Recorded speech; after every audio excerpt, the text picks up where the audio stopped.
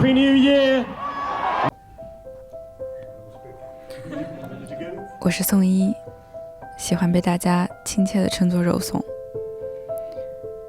我是一个刚刚步入工作岗位的工程师，偶尔我也会弹琴、唱歌、健身，偶尔也会穿梭在不同的国家和城市。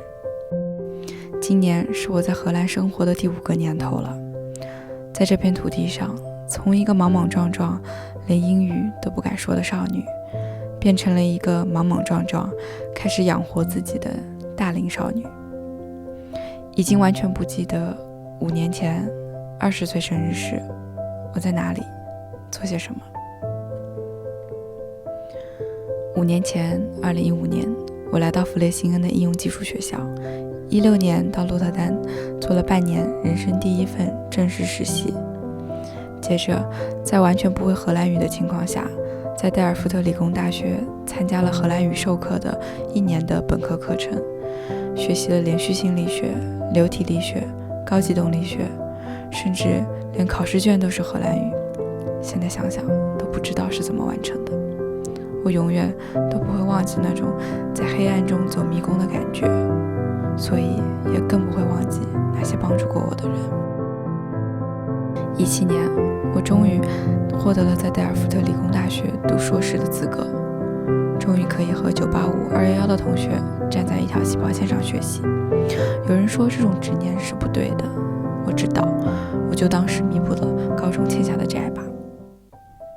18年，我开始做硕士毕设，我也完全没有想到学校的超回路列车校队会录取我做兼职的机械工程师。毕设和校队同时进行，对我来说折磨多于快乐，我只能劝自己，越多折磨就有越多收获吧。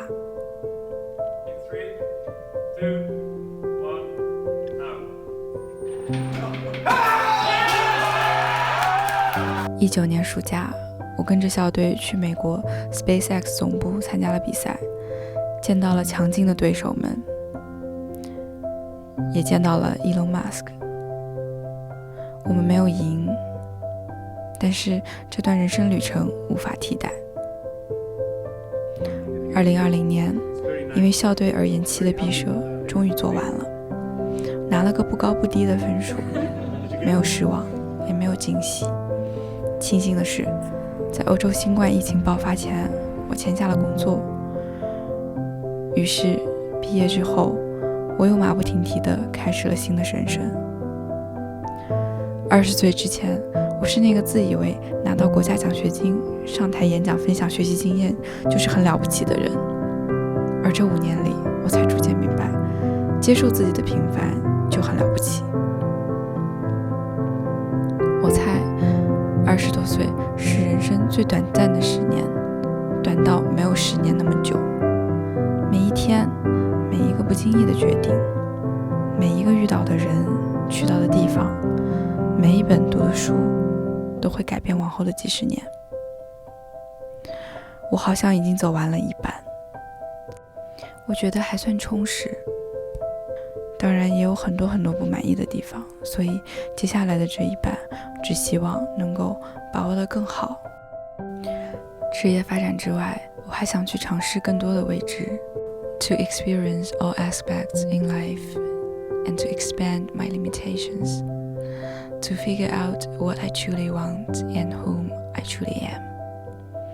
You will never know it if you don't try it. You will never be ready if you don't start.Always be curious, be happy, and be free. 谢谢我的父母一直以来对我不动摇的支持和信任。祝我25岁生日快乐！